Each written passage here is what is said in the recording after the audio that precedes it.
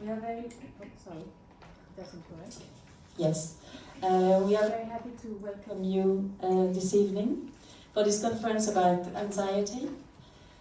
I would like to introduce you briefly to the psychological well-being team of KIC, Kensington International Clinic. First, Dr. Rovinkel, who is the child psychiatrist. Yeah. Anne de Montarlot, who is a psychotherapist. Yes. And Adeline as well, if you can raise your hands, okay. Lorraine Blayer, clinical psychologist. Morgane Lecreyoux, therapist. And Francine Joyce, dietitian. They will develop different aspects of anxiety and will tell you how they can help children and adolescents.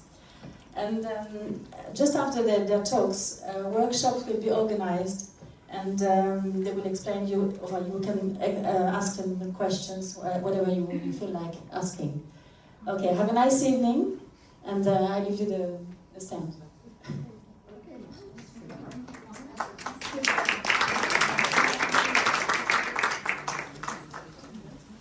Hello everyone, thank you for being here tonight.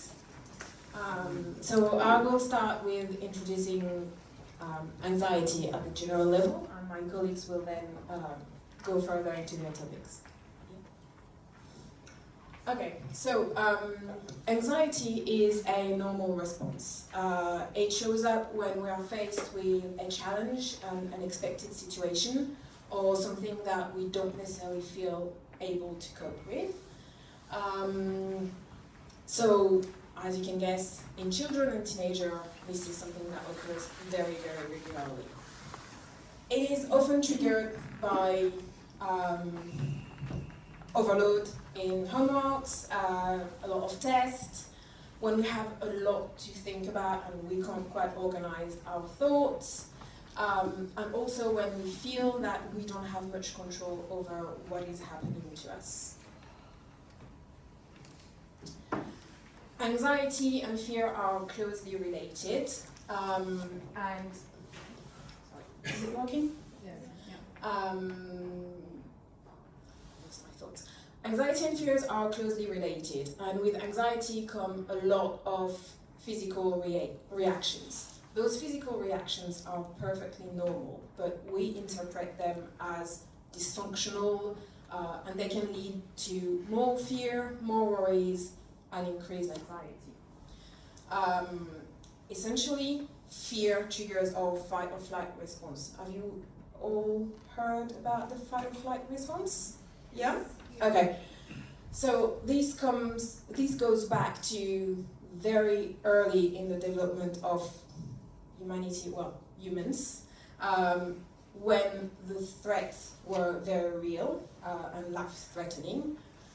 Fight or flight response would kick in. That involves an increased heart rate, our respiration gets faster, we would sweat, we would be tensed, and these are reactions that we still feel today, even though the challenges and the threat that we face aren't as life-threatening as they used to before. Because let's face it, a math test is not exactly life-threatening.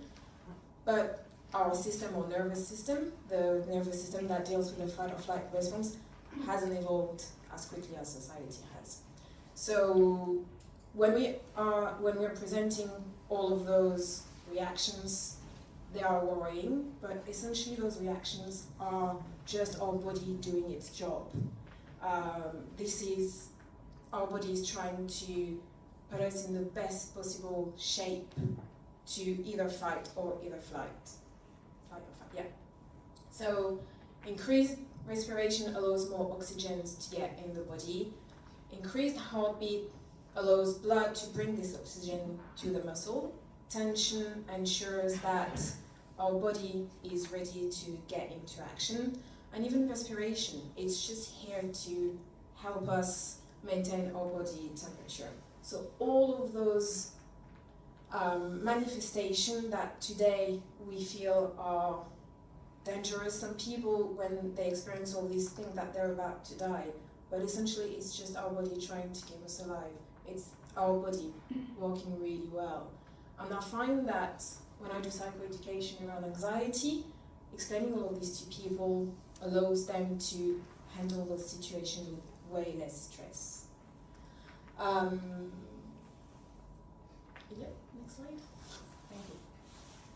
The way anxiety presents itself, it can be emotional, physical, our response in social situation, it can be our behavior, it can be the way we think.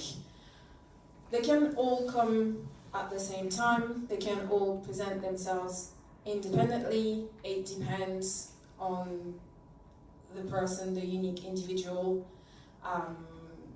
It's also, I'm guessing you're all parents here and you have children, so you've already all noticed that your children react in different ways. So it's very much about getting to know them and seeing what works with them and how they present anxiety.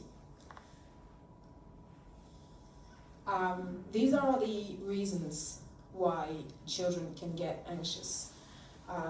Obviously at school, the workload, the test, the atmosphere in the classroom, the relationship with the teacher, all of these can impact their anxiety. At home, relation with the siblings, relation with the parents, the relation with the parents themselves, so the couple.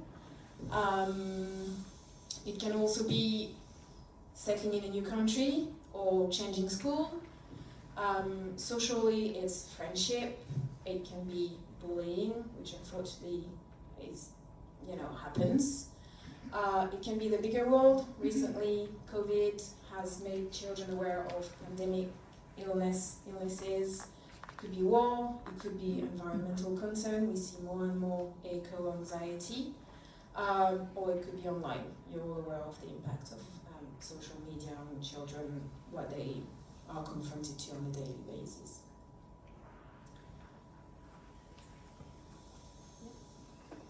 And finally, the difference between anxiety and stress, because this is a question that comes very often, and I think it's very important to be able to differentiate the two. So essentially, stress has an identifiable trigger. So you know why you're stressed. And usually when this trigger is over, you're not stressed anymore, you're not anxious. Anxiety is very close to stress, but it doesn't necessarily have a trigger. Or it has a trigger, but even when the trigger has disappeared, the lingering feeling stays. So say your child has a math exam. I'm taking math because I was really stressed with math when I was a child. So your child has a math test and they're getting really, really stressed. It can come up with procrastination issues, with preparing the math exam. They can have tummy ache on the morning of the exam, or maybe they can't sleep. Maybe this brings up a lot of limiting beliefs around their abilities when it comes to math. And then they go through the test and they're not stressed anymore. It's done, it's dealt with, they're fine. It was just stress. However, if it carries on and it fixes itself to something else, or it doesn't fix itself to anything else, but the anxiety, the physical manifestation remain, and there is this impending feeling that something might happen, or that they are, not necessarily in danger, but they are constantly worried, then this is anxiety. Yeah? Okay, and that's me done for my presentation. Thank you very much.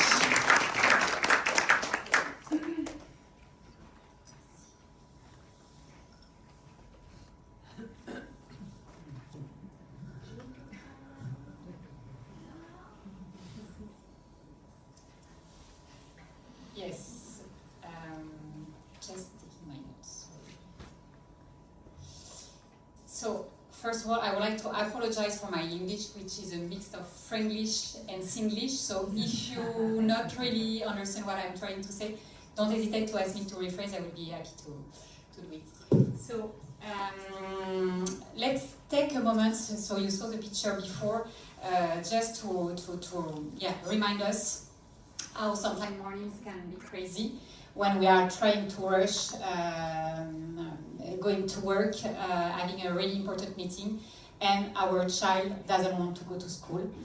It's really overwhelming, it's a nightmare, we are really confused, overwhelmed by all our feelings, and we still have this question, what can I do to make it easier? Why it's happening now? I don't understand, how can I help my child?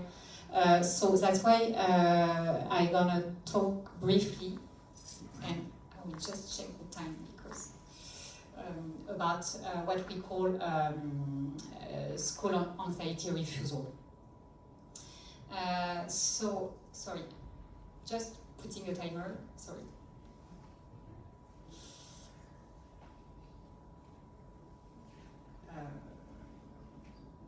Et je n'arrive pas à mettre le timer. Bon, ok, vous me dites parce que je vais pas gérer le temps. So, anxious school refusal, it's a disorder, and it's really defined by the fact that the child cannot go to school, really doesn't want to school because he feels really anxious. And it's really paradoxal because he's saying that he wants to go to school. So there is really this wish for the child to go to school, but he can't. We need to make a difference between different kind of absenteeism when we are talking about school refusal. School refusal is really defined by the fact that the child wants to go to school. It's not exclusion. Parents are really willing and helping their child to go to school, which is not always the case when we are talking about school withdrawal. And the child really feels stressed and really anxious, which is not the case when we are talking about skipping school. In French we call that école buissonnière. So it's really led by anxiety. And the child usually never hide his absences. Is really willing to talk about it, which is, as we can understand, not the case when we are talking about skipping school. So school refusal is happening. I think I missed a slide, but anyway, school. No, but okay, it's okay. School refusal. Okay, you can go ahead. School refusal is so when it's happened. It's mostly happen during big transition, and when you are skipping from a level to another, for example, from primary to secondary school, or from secondary to higher studies, and it could appear during those big transition. Its symptoms also shows up around certain school-related times, like before going to school, in the morning, but it could be also Sunday evening, with having really a fear and anxiety increase by the idea to go back to school. It could be after school term, when you need to go back to recess. So we can observe that there is like developmental pattern, but there is also triggers, and I think, yeah, it's on the next slide. There is also triggers that we need to observe. No, I'm confused with the slide, but anyway, there is also triggers that we need to observe, specific triggers, like relationship issues with bullying, and Aline will talk more about that later. When you move from a country to another, or when you are moving to a new place, when there is parent separation, when there is a friendship breakup.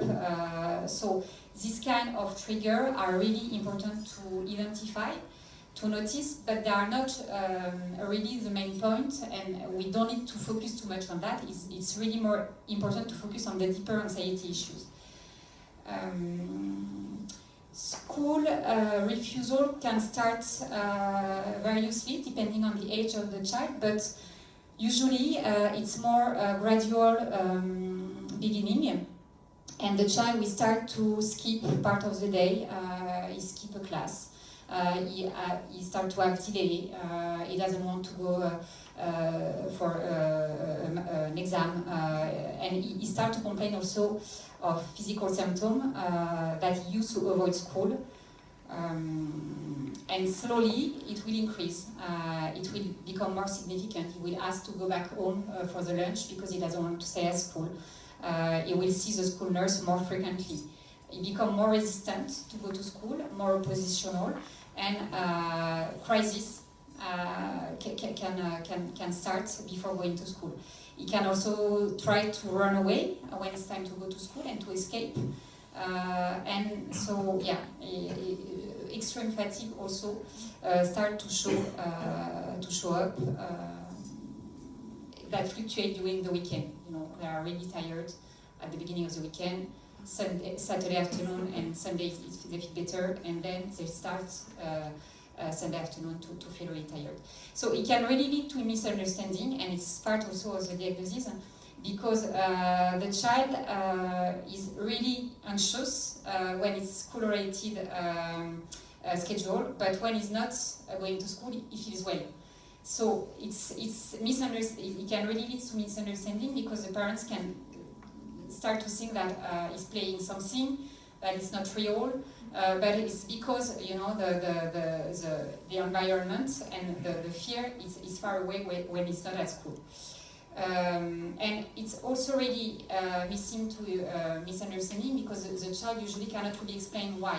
Okay, so when you are really asking to your child, why are you scared? It's difficult for him to understand, and he can, if you're asking too much the question, he can start to develop kind of thought which are a bit automatic, not always real or true, and so it's really important to focus more on how do you feel, what is happening, what did you notice, instead of why. So when you are asking that, it will help you to understand the real cause of the anxiety. And I think this one is on the next slide.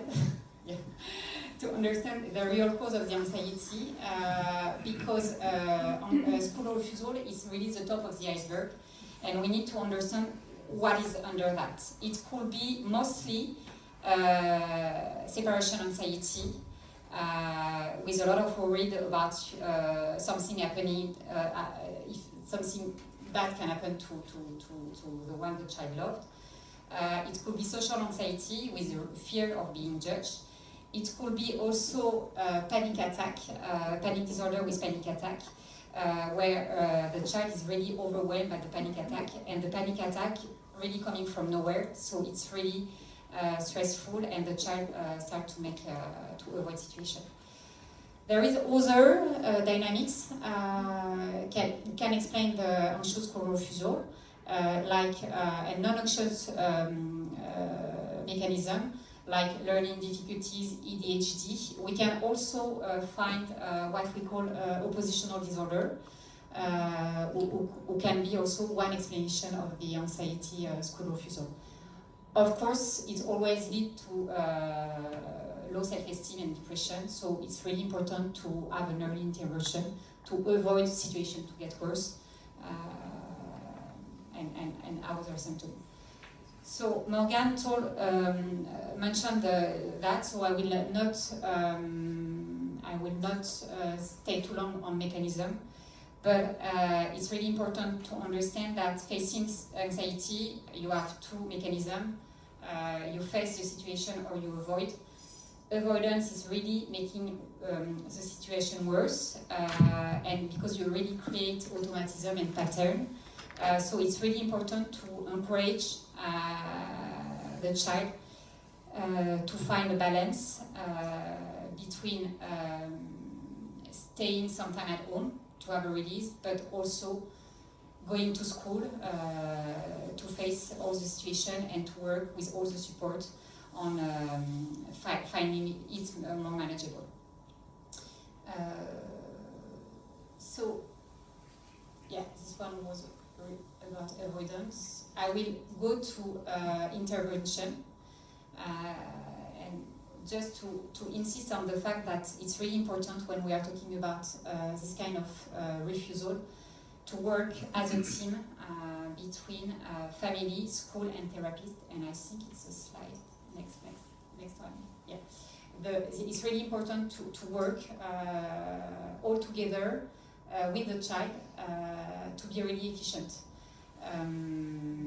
Intervention needs to be early intervention, and it's important also to keep in mind that it will be a long-term perspective, okay, with some time, a lot of fluctuation. Situation get better, but can get worse. But it's okay, and we need to anticipate the difficulties.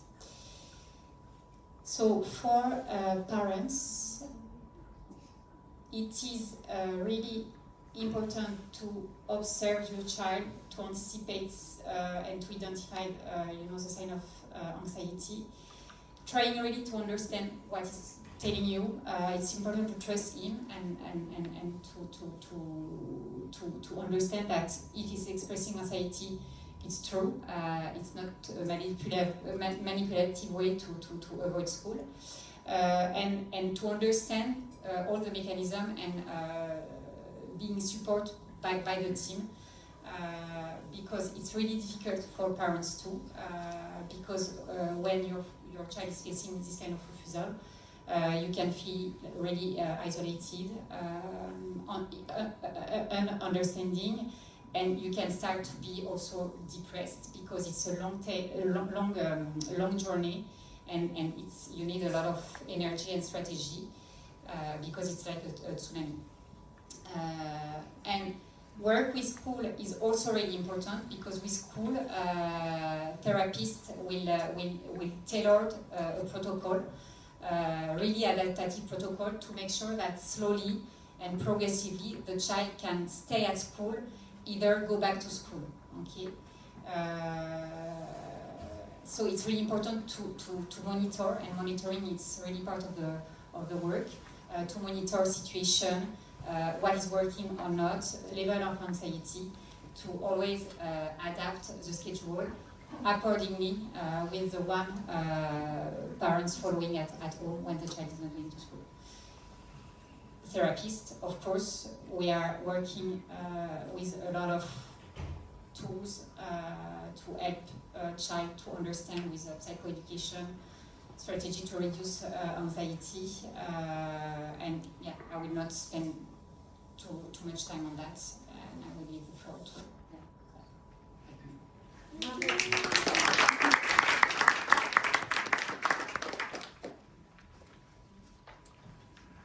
So I will continue on that point with what we do with anxiety therapy.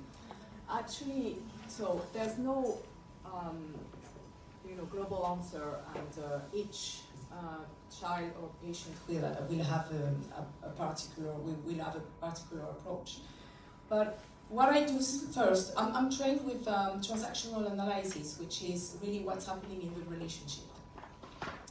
What I do first, usually, I start with investigation. So I might have information from the parents, from the child himself or the adolescents, from the other therapists, because we work as a team. And also I work a lot with the symptoms. The symptoms usually are quite annoying for the clients, and they want to get rid of them, If I'm always stressed, I want to get rid of my stress. But my symptom is my red flag. If I feel stressed, it means that something happened, something that I don't really control, and that I really want to get rid of that, but I need to understand. So my body, my brain, they send me a message saying there's something going on. And as a therapist, I really start with the symptoms.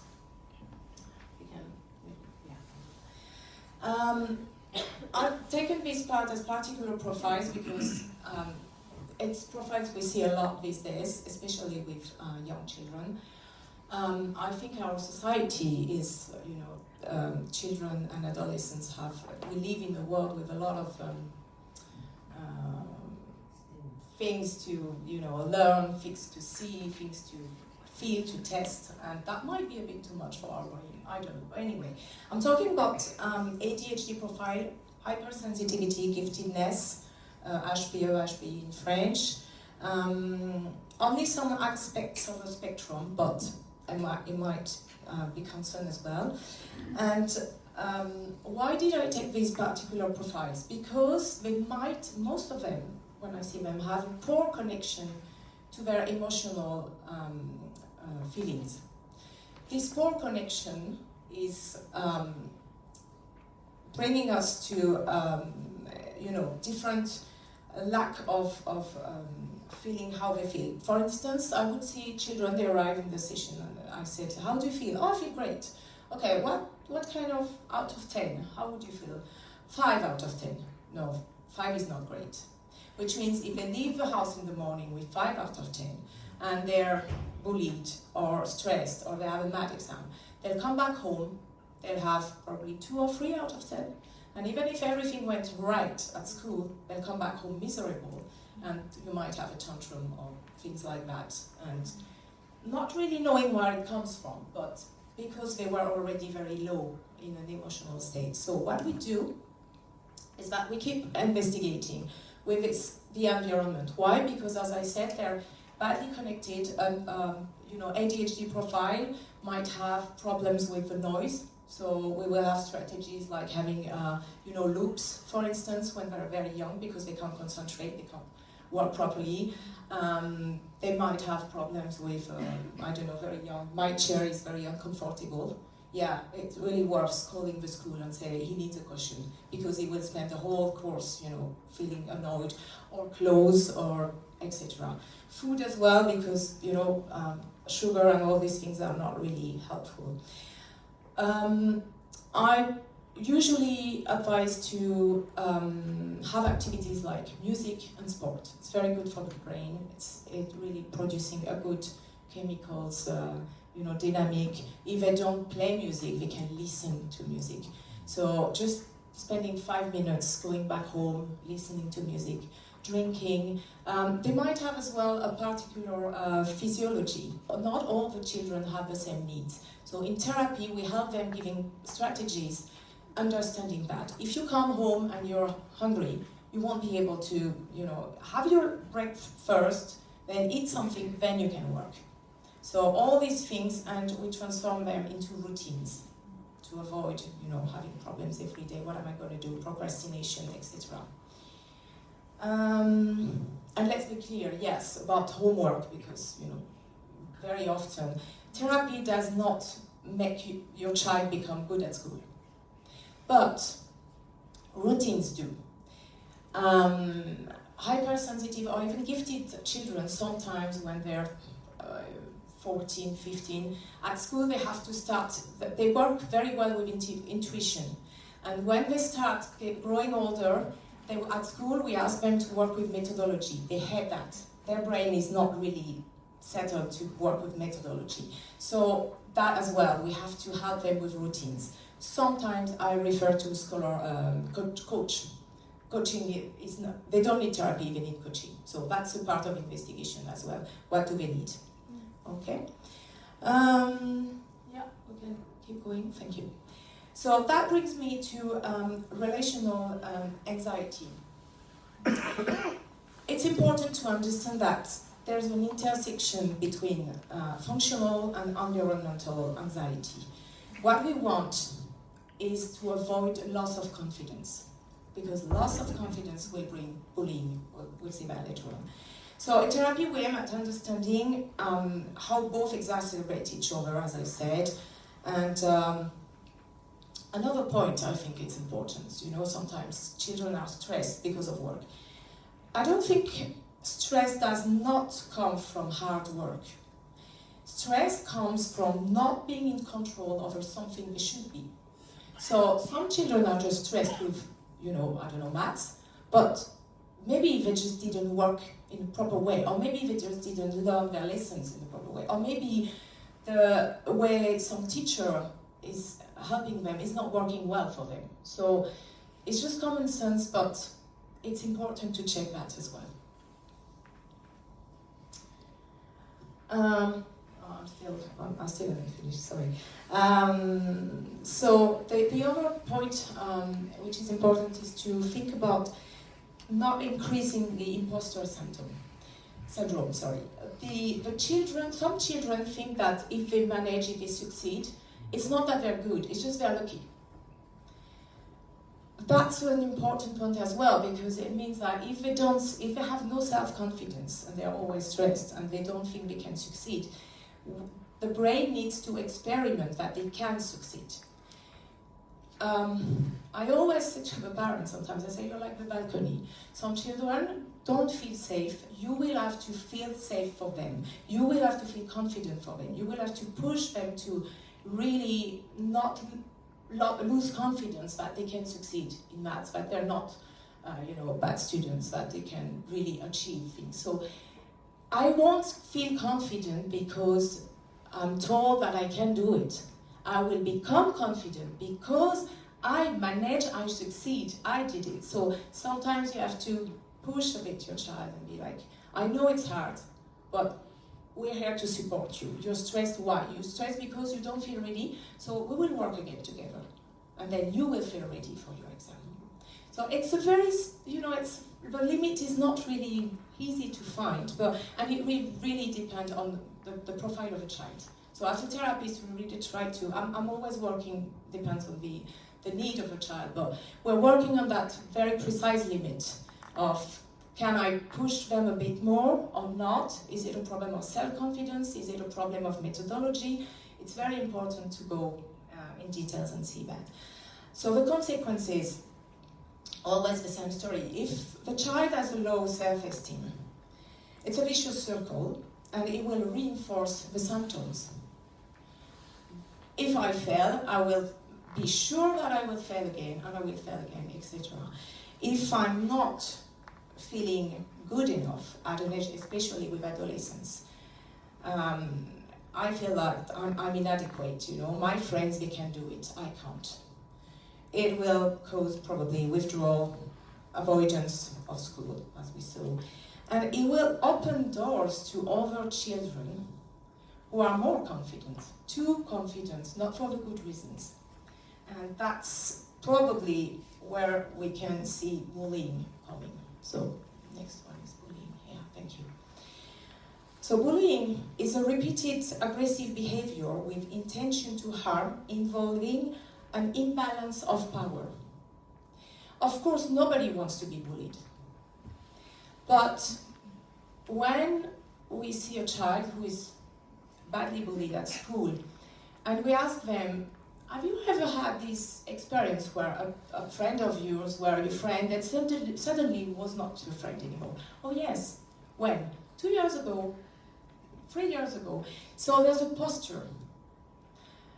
And I think as a therapist, it's very important to explain to the children that they open the doors to bullying. It's obviously not their fault, but how they can close these doors is a part of the therapy and what strategies we can find. So, let's say first bullying was, I don't know, when you are 3 or 4, whatever. Just as something happened. I call it trauma. Trauma is something that happens unexpected and that doesn't make sense for my brain. My friend was very kind with me, and suddenly he became very mean. That's traumatic. That's a traumatic experience. A trauma is not really, it cannot be that bad if it doesn't happen again. But when the trauma becomes, repetitive, then that's a real problem because it becomes a pattern, and our brain prefers to suffer but being able to anticipate than changing, because changing is unknown, and unknown is very scary. So sometimes therapy is increasing the stress or the anxiety because we're pushing, the children and the clients to, change their patterns, and that's provoking anxiety. So sometimes we need medication. Sometimes we need, as I said, coach. Sometimes we need more support. Sometimes we really need to contact the school so that the school would find a quiet room for the child, and when they feel overwhelmed, or a particular adaptive plan, and we work with different schools with that, so that when they feel overwhelmed, they can have a particular place or whatever. This risk of repetition, we see it, and you know, bullying. I have adults that they still talk about having been bullied years later. It's really traumatic, and it becomes harassment at work. So if you feel that your child is bullied, their first reaction is that, no, we're not talking about it because it will become worse. They will take their revenge. That's the complete opposite as an adult that you have to do. You have to talk about it. We take, as a therapist, I always see with a child how we can talk about it. With the school, with the parents, and we have to, don't forget they feel very unsafe in these moments, and vulnerable. So you really have to we find an agreement, and I always tell them there's no compromise here. We have to tell them. It's sometimes really hard, but one of the good strategy I found is to tell them, look, if you don't say anything, and you know, some children, they really want to die because it's so terrible, they feel stuck in that. And I say, look, if you die, which nobody wants that, it will happen again to someone else. And funnily enough, I mean, there's nothing funny, but they feel touched that if they can't imagine themselves doing that, but if they do it for someone else, that would work. So it's something sometimes you can, if your child doesn't want to get help, you can say, you know, that could happen to your brother or sister later on. That could happen to another friend, because these people won't stop. So we have to stop these things in a way or the other.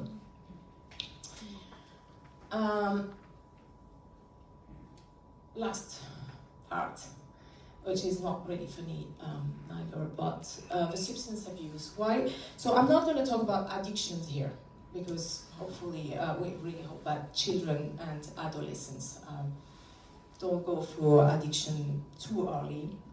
And I think there's something as another part with particular, you know, psychological profiles, etc. But I'm going to talk as substance abuse as relieving the anxiety. The substance, what does it make? It will stop the emotions. So if I feel bad, and I drink alcohol, or I take, unfortunately, as we see a lot, ketamine, or first there will be a social aspect that gives me the idea that, you know, I belong to this group of peers, because there's that as well. But the other part is that it will stop my emotions, so it will stop my problems. What we do in therapy is that we're helping the client to believe that we can find strategy and they can really face their emotions and they can face the problem. When your child is afraid to go to bed because they think there's a ghost in the cupboard, you don't tell them, no, there's no ghost. You hold their hand and you go and you open the cupboard. And that's what we do in therapy. We really show them that we can handle the emotions together. Which means in between two sessions, if they're really overwhelmed, they can call, they can leave a message, and we can process the emotions together. Last part is, I don't want to make it as general, something general, but there's a tendency with certain profiles, hypersensitivity, ADHD profile, when they arrive in therapy, they complain about having too many thoughts. Being tired all the time because they can't concentrate, they have headaches, it's difficult to sleep. When they think or they do something in the relationship, they don't even connect to how they feel, they try to anticipate what the other thinks about them, etc., etc. And the use of substance will help them to process that, to calm down the thoughts.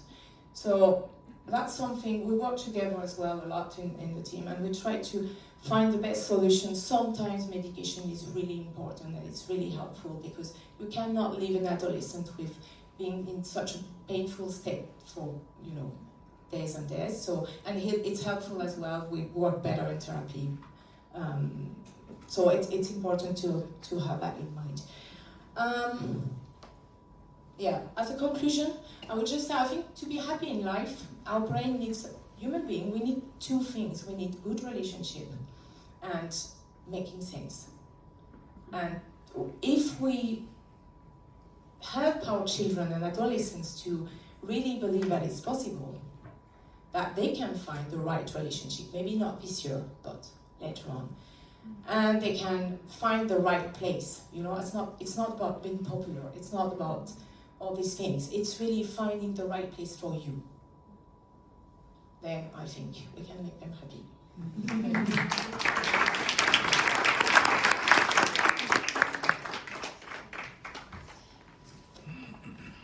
Hello, good evening. My name is Anne.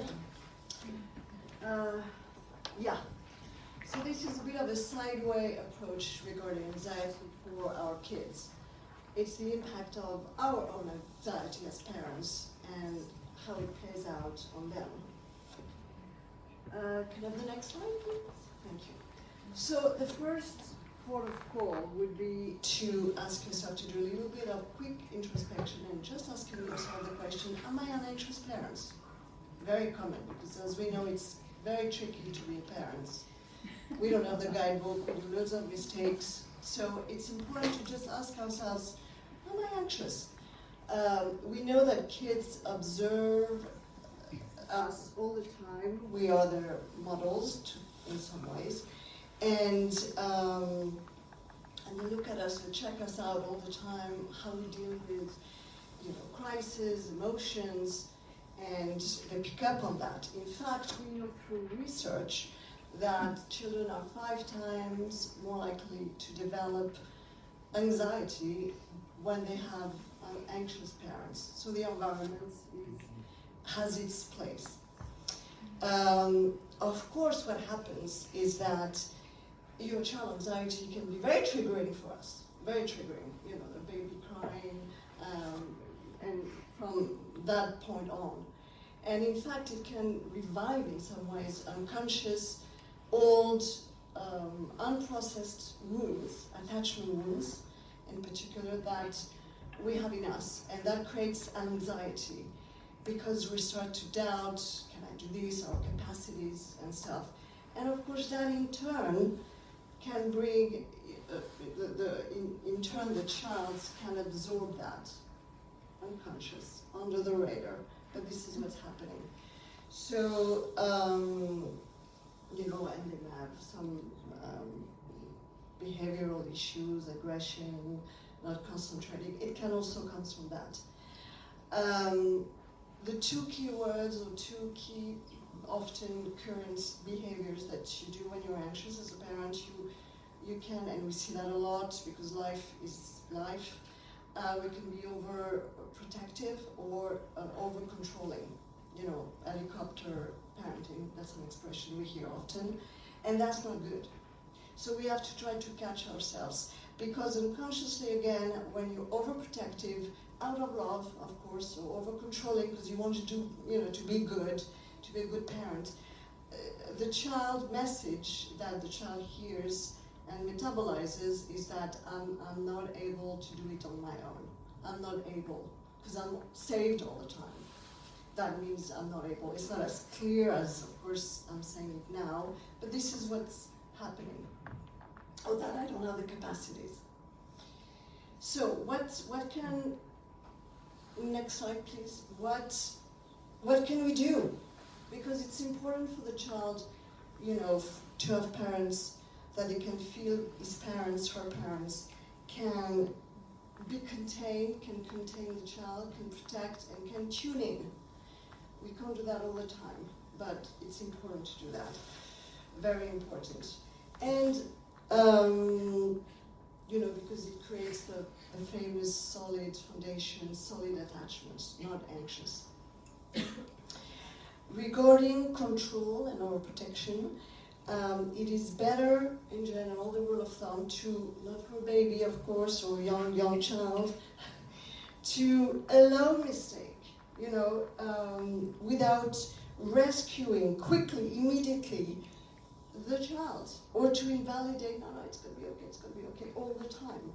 Because again, the child has to learn and develop their own coping strategies, and a sense of control. Small sense of control needs to grow.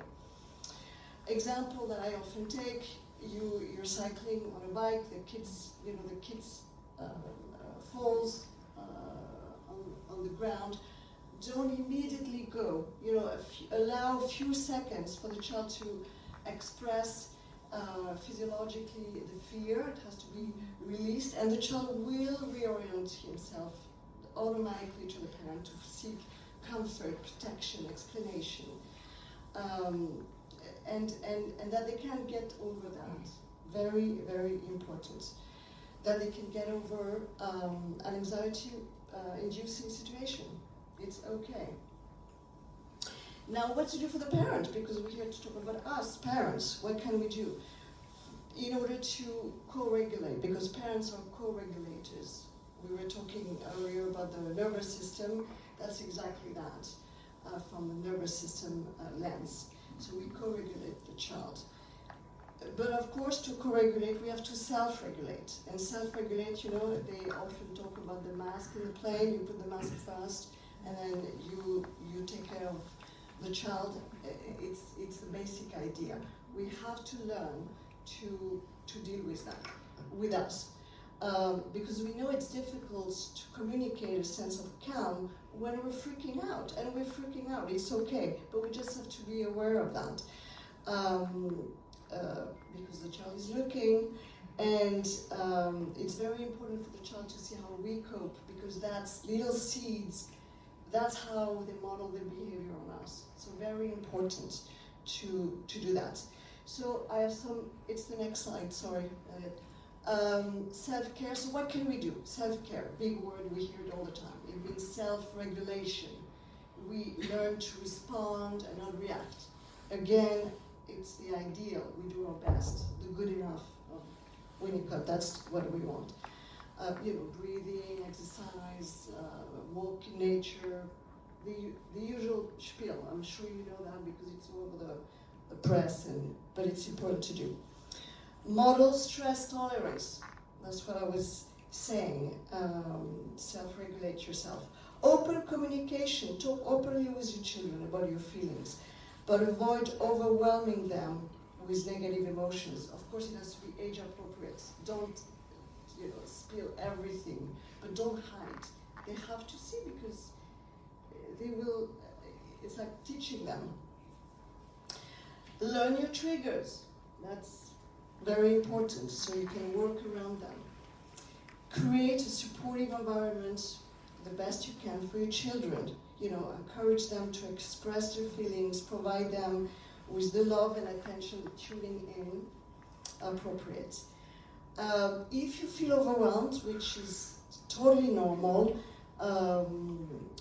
with the anxiety of your child, or you're fed up, you're tired, just take a break. It's okay to take a break. It's better than freaking out too much. Find a support system. We're not an island. We need help. Find a support system. You can't do it all, on your own.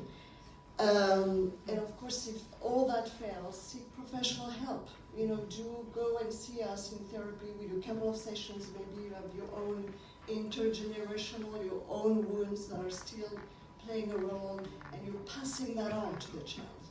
So it's worth it. And finally, what to do with the child, some common things. Learn to breathe better, because we know that breathing helps the nervous system, our vagal nerve and everything. It kicks our parasympathetic, difficult to say, part, and it helps to regulate. There's an exercise that kids love, which is called the fish star exercise, where you take your hand and you ask them to breathe in, breathe out, breathe in, breathe out, breathe in, breathe out. That's a little game, and it helps them breathe. So could be fun. It has to be a game. Normalize and recognize that it's normal to be anxious. Talk to like you were saying, it's normal, it's uncomfortable, it's in the body, it's a physiological response, which we need, by the way. Anxiety is not that bad. It's unpleasant, but it's okay. Listen carefully to the children, or your teenager when they're willing to speak with you, to understand your child better and guide them to find also alternative interpretation. You know, a little slight cognitive reframing. You know, questions like, how could you see the situation differently? What elements would make you think otherwise? What is the evidence? You know, the good old CBT. What is the evidence of that? So they don't take their own thoughts as the Bible. You know, asking question is more effective than just reassuring the child during excessive demands. You know, when the child constantly asks, so that the child can learn to reassure himself, herself. And lastly, very important, to recompense the efforts of the child trying to deal with anxiety. You know, the bravery of those little human beings. So it's good to say, you know, well done, instead of sleeping them all the time. So that's it.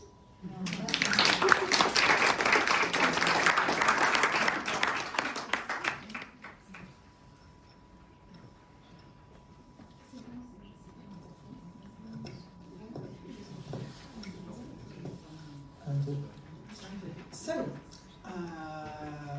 we are going to speak about something else, another aspect of anxiety that is a bit less familiar to all of you probably.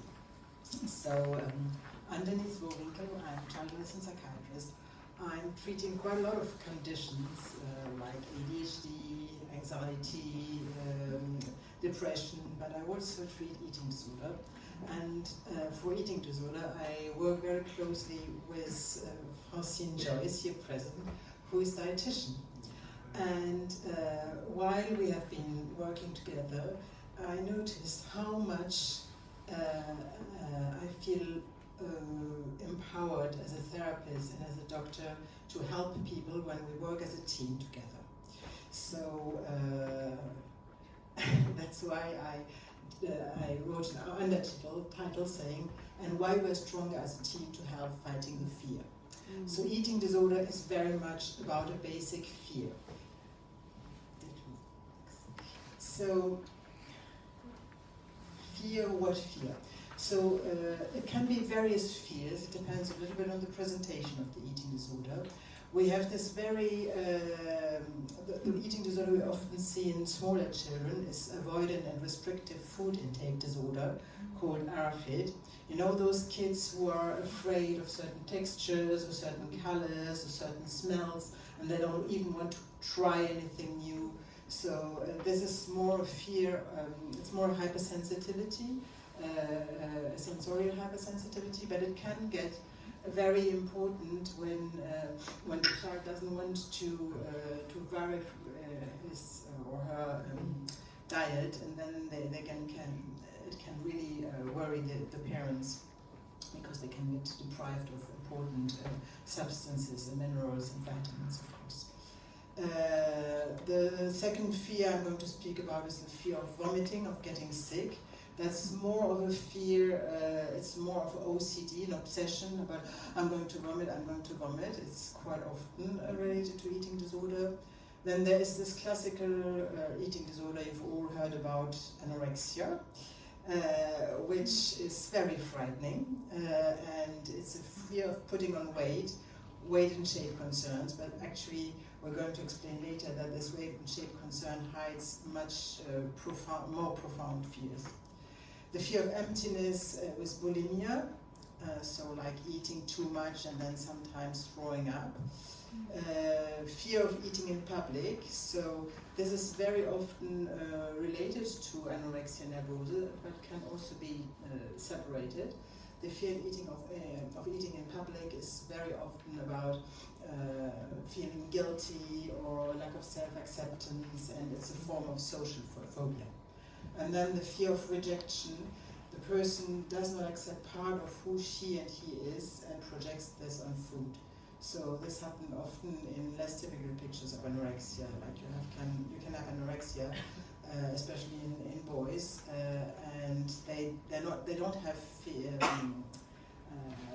health weight and shape concerns, but they would deprive themselves from eating because they reject part of who they are.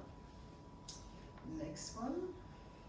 So the problem of the fear, it's all finally coming to the same problem. It's the fear of losing control over emotions or a relationship. And then you get the symptom that's fixed, the fear gets fixed on the symptom, and the person forgets what's the fear about and is only fixed on the symptom. And that's where it gets very difficult to make the difference between the anxiety that's underlying and the symptom, because the symptom is like the emerged part of the iceberg, and the person gets like only showing the emerged part of the iceberg, and they don't want to dig into where it's actually coming from. Next slide. So that's where our teamwork really gets his sense. So we as psychiatrists, family therapists, individual therapists, we would work on the emerged part of the iceberg, and the dietitian works on the surface, on the actual symptom, and tries to take the symptom so that the person can go and dig in their own emotions and in the problems that are related to them. Yes, thank you. It works? Thank you, Denise. This is completely true, that the nutrition in this process is the obvious, is it working? Yes, is the obvious side of the symptom. It is a sign of anxiety, it is also a cause for it. Nutrition, eating disorders, they are not always, next one, by the way. They are not always easily and immediately visible, not visible at first. Titanic didn't see the iceberg straight away, and it sank. Patients will hide it very, very well. They will use oversized clothes, they will put hoodies on, they will never wear bright colors, you will never see them wearing Barbie pink or Ferrari red. They will find all kinds of excuses to eat separately, for example. But the self side, the visible aspect, will generally include a change in weight.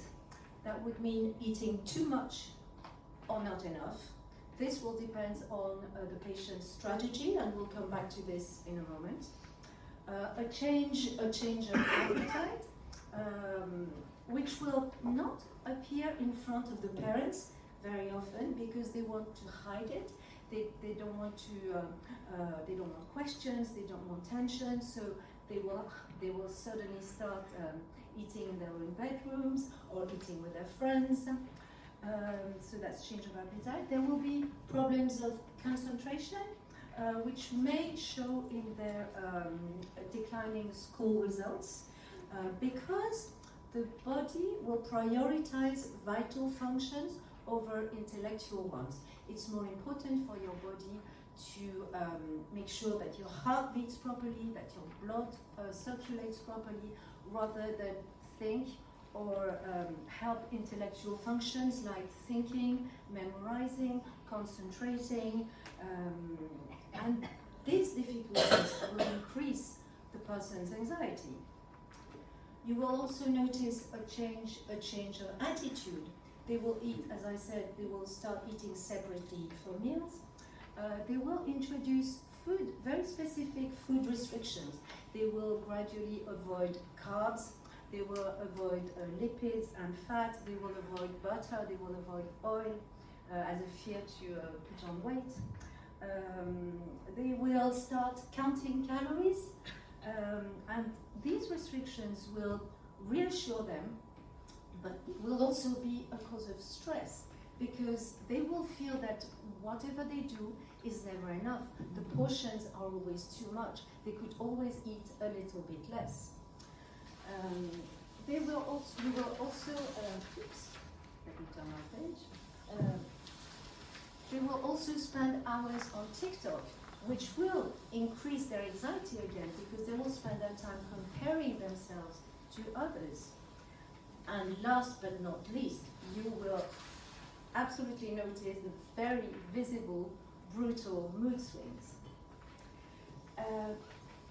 They will also experience all kind of physical symptoms, and they will complain about them. And you should see those complaints and those as alarming signs.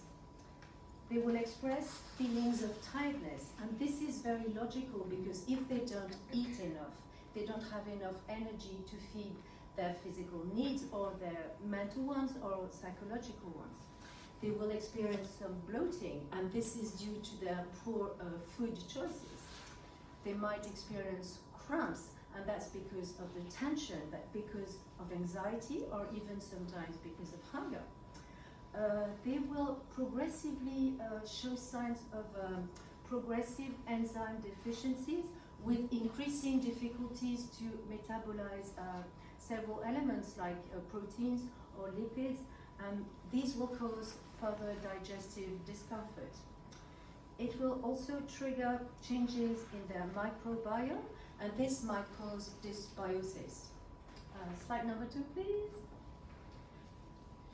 So, nutrition as a mode of expression, because all these symptoms, all these emotions are very difficult to articulate, very difficult to express for them with words.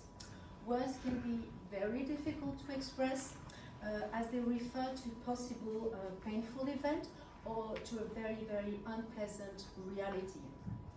Sometimes these emotions, they refer to emotions that have been bottled in for a very long time, such a long time that they become almost unconscious and it tortures them from the inside.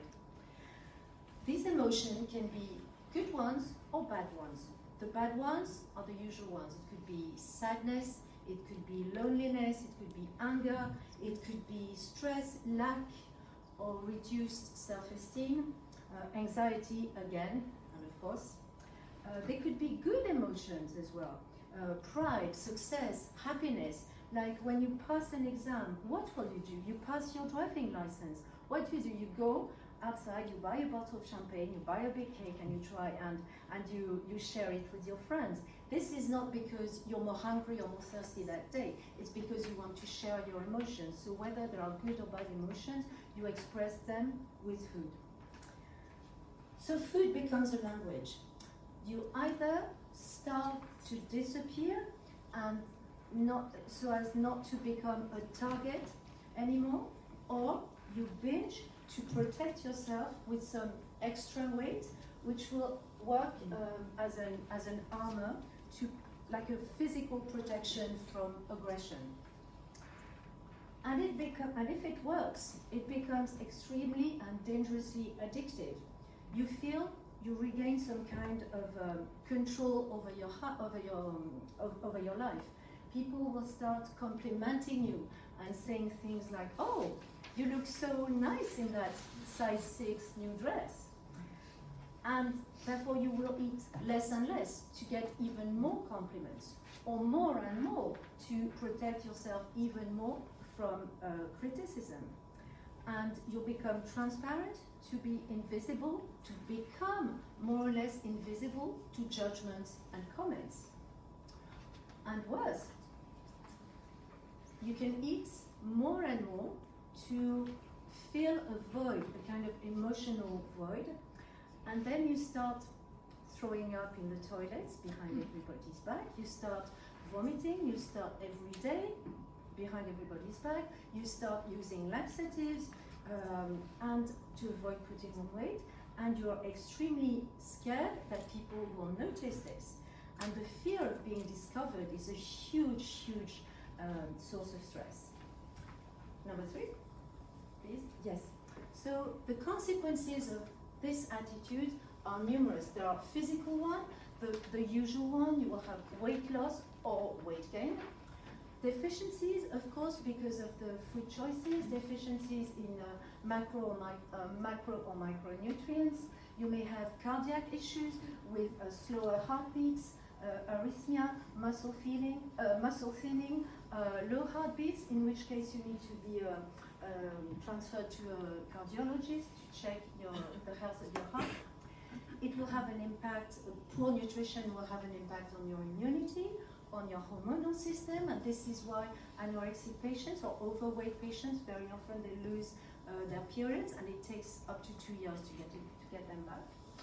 They will be tired, they will have all kinds of digestive issues, whether it's hunger for sure, nausea, constipation, diarrhea, bloating, cramps, and increasing difficulties to digest all sorts of elements. You might also notice a dry skin, hair loss, and feeling cold. That's for the physical consequences. The psychological ones are much worse because they are constant, they are daily, they are obsessional, and they become a real torture. Those patients, they want to get better. They want to stop vomiting. They want a normal social life because they feel very isolated in this situation. They want their period back, but they are not confident enough to get back to a healthier life and to face their own fears. And it's this ambivalence which is a source of huge, huge anxiety. It gets them to having body image issues.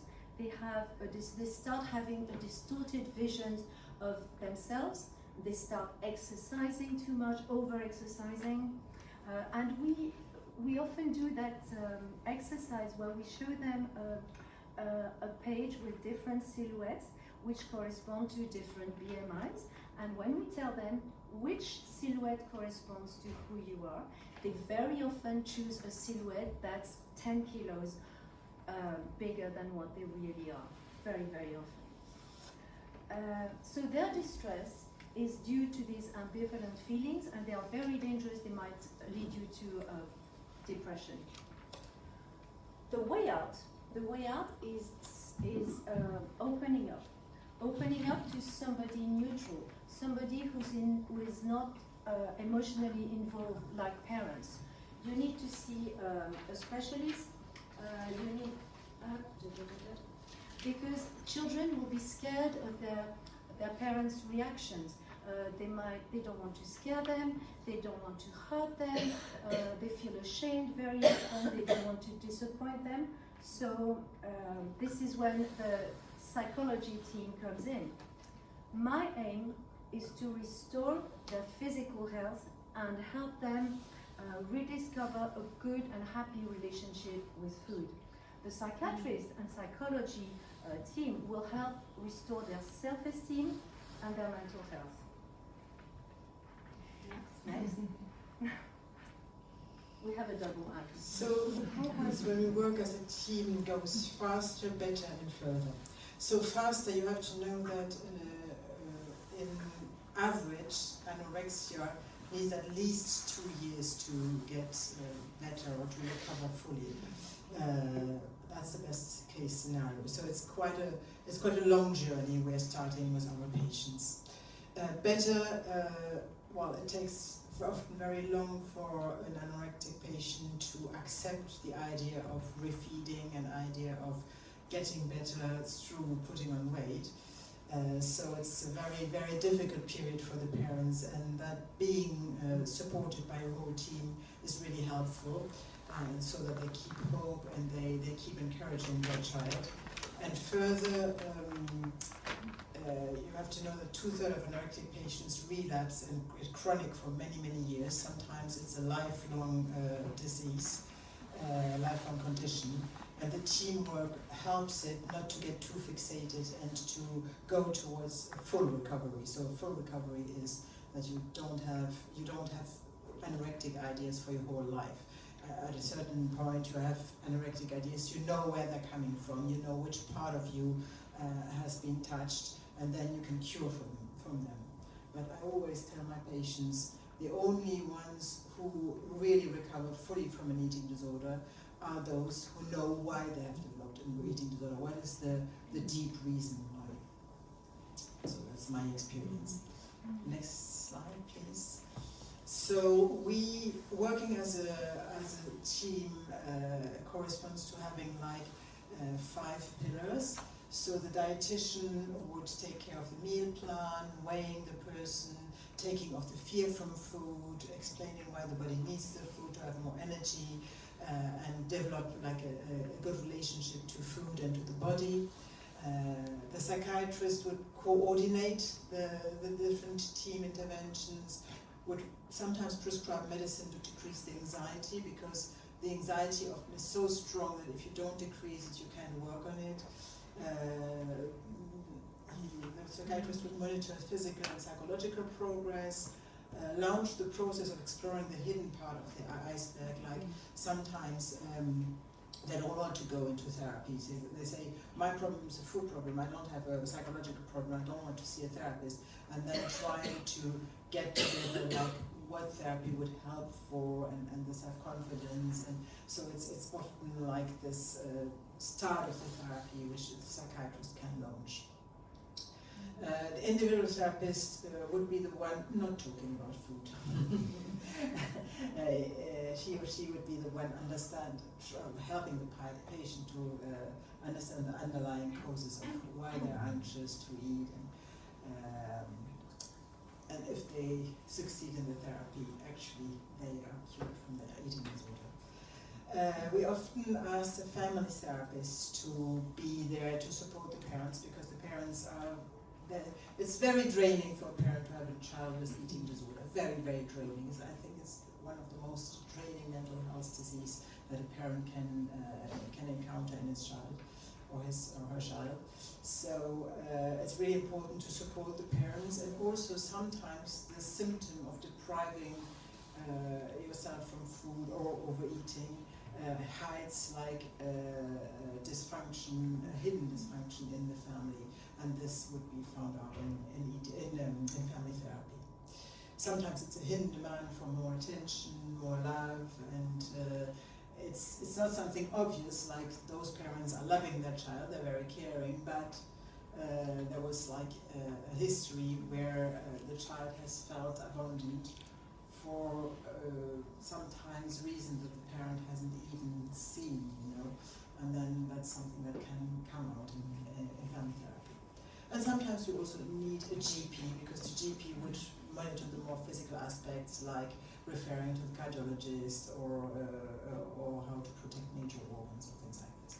So it's really, when you have a team around such complex cases with eating disorder, it's really helpful, because then we can really support the parents and the child to get better.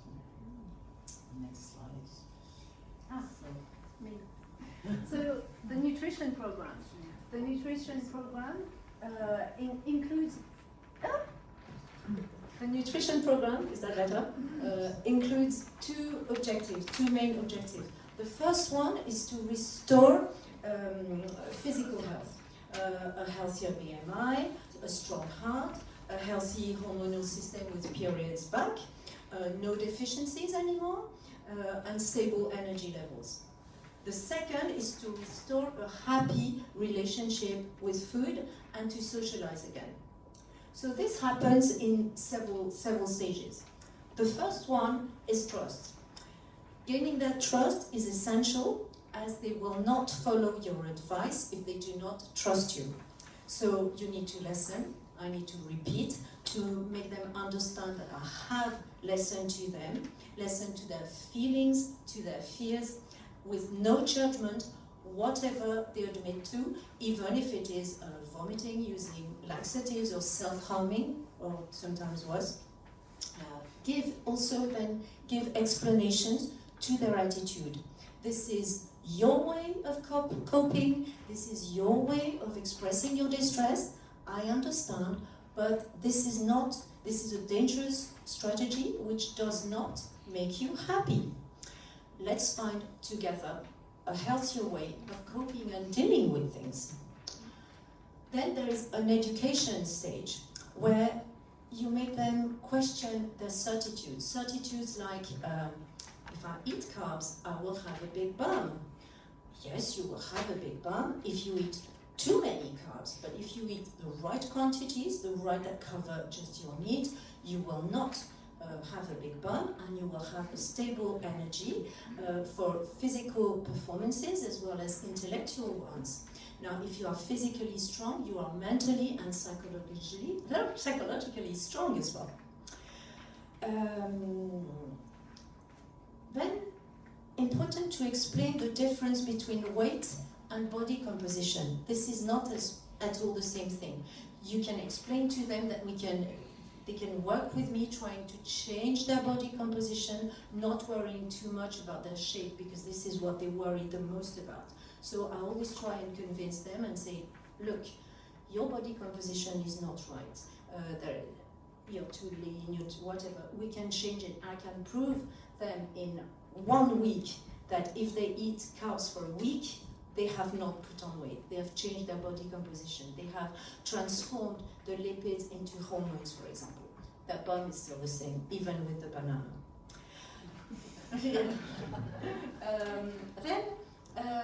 I want to give them a sense of control. A sense of control by giving them flexibility in a nutritional plan. Telling them this is the limits. You have the choice within these limits. And I also want to give them the opportunity to communicate as much as they need with me anytime, almost anytime, and in all confidentiality. Sometimes they want to talk to a professional, whether it's a psychologist, a psychiatrist, or with me, without their parents. And it's not that they're trying to hide anything from them, but it's a kind, they feel a bit prudish, and sometimes they feel more comfortable talking on their own. They don't want to share their shame, and they don't want to disappoint their parents, so it's important to promise them that this confidentiality. Also, important to insist on them accepting their parents' support, which is not always easy, because they always see their parents and their questions and their attitude as a bit suffocating. They keep going, you should eat a bit more, not enough, and they feel this is a bit suffocating, when in fact, these are, I need to insist on the fact that these are signs of love and care, and I tell them if they didn't ask those questions, what would that mean? That would mean that they didn't care, that would be a lot worse. So, I am there to listen to them. You need to tell them, I am there and I accept you for whoever you are, whatever the problem is, and I'm there to support your efforts. But never talk to them about technicalities like the amount of calories, the nutriments, the measurements, how much they weigh. Never discuss that. This is for the professionals to deal with. Do not discuss this with them, and refuse all kinds of negotiations. That's key. That's key. These are to be addressed and dealt with by the professionals, not with you. N'est-ce pas, Denise? Next slide, please. So, one of the things I've learned is if you consider the eating disorder as a common enemy to be together, like for the young person, for the healthcare professional, and for the parents, it's sometimes much easier, because the eating disorder is part of their brain that dysfunctions, and in the beginning, the person suffering from an eating disorder thinks it's part of them. In fact, it's not part of them. It's the eating disorder. It's the illness. So if you beat an illness, you don't. I mean, the parents, for example, by encouraging their child in the feeding process, they want to beat the illness. They don't want to change their child or be an enemy of their child. It's not their child who doesn't want to eat. It's the eating disorder who doesn't want to eat. So I have had some nice patients, and they gave a name to their anorexia. For example, one of my patients called it Rex, like the dinosaur. Tyrannosaurus Rex. And one called, she was very fond of Matilda, and she called the anorexia Mrs. Trunchbull. So when she had very strong anorectic ideas and couldn't eat, she said, "Oh, Mrs. Trunchbull is really annoying me today," and that was much easier for the parents to joke about it and to take like some distance, and for the child. Next slide, please. And so I was very surprised, because in the in a conference of the American Academy of Child and Psychiatry last year, one of the professors about eating disorder in Phoenix taught about imagining food being like a very dangerous thing, and that's what's happening when you have an eating disorder, especially anorexia. Food becomes something very dangerous, and so as soon as you see food, your dopamine levels go up. And so he compared it to like you're sitting in a nice park and having like a very lovely sandwich and enjoying your sandwich, and suddenly there's a tiger coming along, and then you get, of course, your dopamine levels up to the top and you run away, and I think your sandwich is not interesting anymore. And so it's just getting free from the tiger. So actually that's what's happening to people with eating disorder. They get very high levels of dopamine when they see food, and there's a confusion in danger and actually what they need, because they need food to live. Food is not dangerous for them, it's a life-saving. Next slide, please. So I think that's what we need to talk and to tell you about today.